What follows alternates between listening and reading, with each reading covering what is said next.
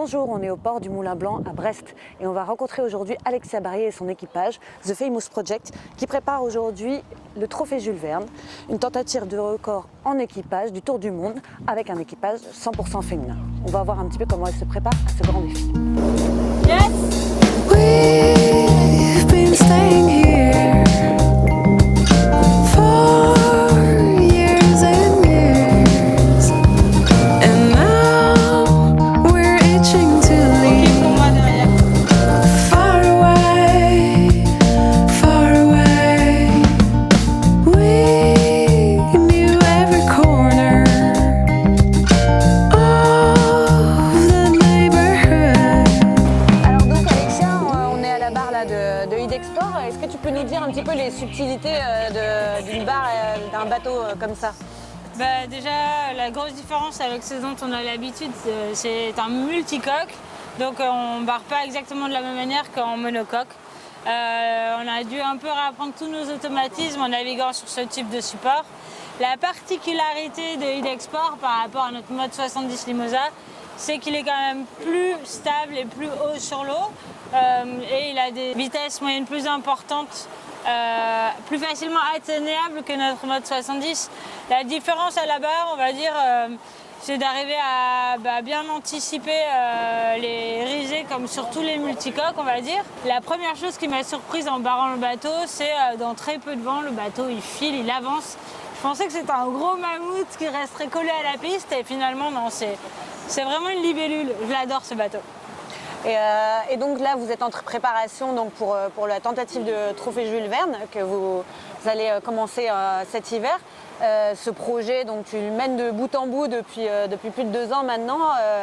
Et là, vous allez commencer à être bientôt prête. Tu peux nous dire un petit peu comment ça se passe, comment ça se profile là, ton équipage n'est pas encore été décidé?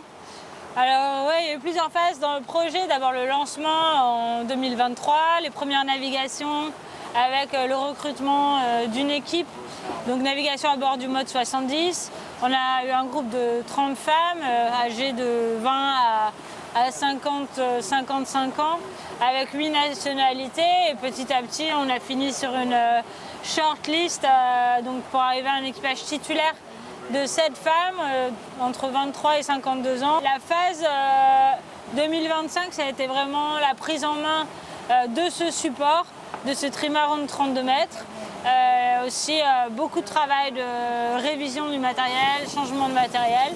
On a eu la chance d'avoir de l'aide de certaines équipes d'Ultime qui nous ont vendu leur matériel, on va dire de seconde main, mais qui pour nous était très précieux.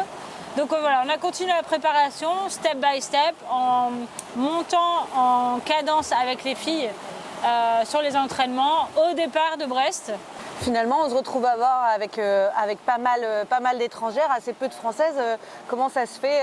C'est qu'il y a plus de compétences en course au large chez les femmes à l'étranger? Oui, non, je pense que c'est pas du tout le fait d'avoir plus de compétences. Moi, j'ai toujours navigué avec des équipages anglo-saxons.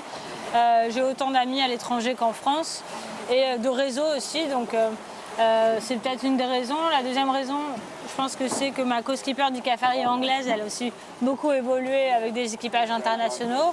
On a eu des Françaises à bord qui sont parties sur d'autres projets parce qu'elles avaient d'autres aspirations et envies. Ça aurait pu être aussi un équipage mixte à 50-50. Pourquoi avoir choisi de prendre un équipage 100% féminin? Un équipage 100% féminin pour rétablir un peu un équilibre. Alors on est loin de le rétablir avec un tour du monde et un équipage parce que ça a fait 30 ans déjà qu'il n'y a pas eu d'équipage féminin sur le trophée Jules Verne. Il n'y a eu que 2 femmes sur les ultimes au tour du monde qui ont terminé le tour du monde ou quasiment, c'est Hélène MacArthur et Donna Bertarelli. Donc il n'y avait absolument pas suffisamment de représentation féminine, donc je trouvais ça normal de faire un équipage 100% féminin, remettre un peu les choses dans l'ordre et donner envie à toutes les équipes de voile, équipes sportives et plus globalement d'inclure plus de femmes et de mixité. C'est important, c'est ce qui apporte la richesse des projets. Donc là on est en 100% féminin et sur le prochain projet l'année prochaine on sera en équipage mixte parce que Une fois qu'on a fait bouger les lignes, on peut rétablir l'équilibre et inviter de nouveau des hommes à bord.